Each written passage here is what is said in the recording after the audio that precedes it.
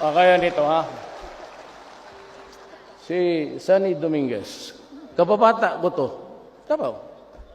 Since kindergarten. Valedictorian yan. Valedictorian. Sa atin namin sa high school, second year, nasipa ako. Siya patuloy ang valedictorian. Ako napunta ng Digos, Davao del Sur. Utang anak tagal.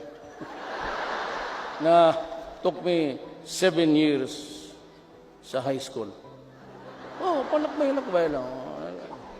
Sabi ng nanay ko, Rodrigo, ang teacher yun eh. Wala ka nag-ipag-asa sabi ko siya, 75, 72. Tumatama na yan. Basta makaakyat lang, parang hagdanan niya eh. Kung hindi ka makailangan na mag-95 malayo, hulog ka ba dyan? Nandahan lang. Sabi na, so my mother never really, what's sad is that hindi niya ako naabutan sana maging presidente. At tatay ko talagang tagal na namatay. He left this universe.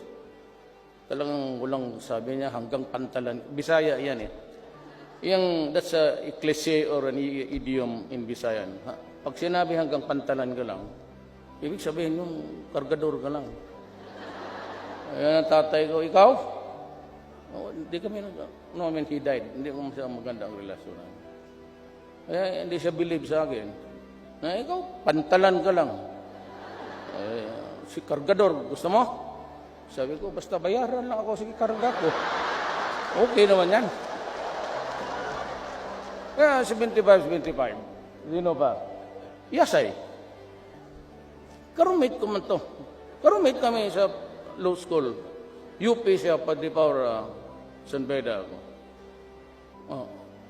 Bright. Doresa.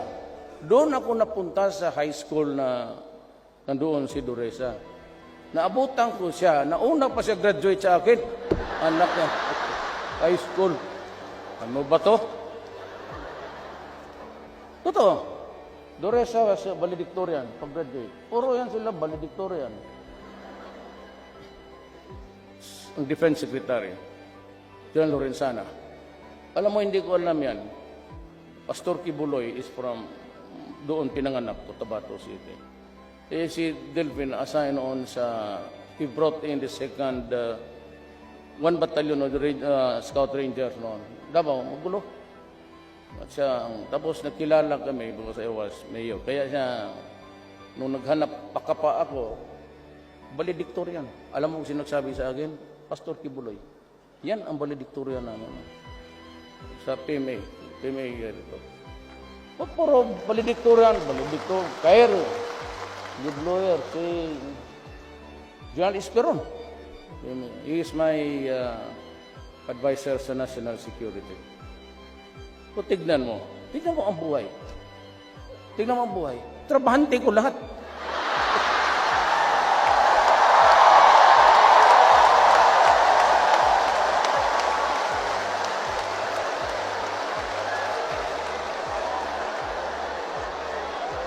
Diba? So what's there's no secret actually. All you have to do, baski naka-ano ka, you have to have values in life. Baski ako ganito lang, sabi na pumapatay, yan ang gusto mo eh. Sinabi ko na sa inyo, hinto. Ginusto mo yan. You have the free choice. Kaya itong mga extradition, walang.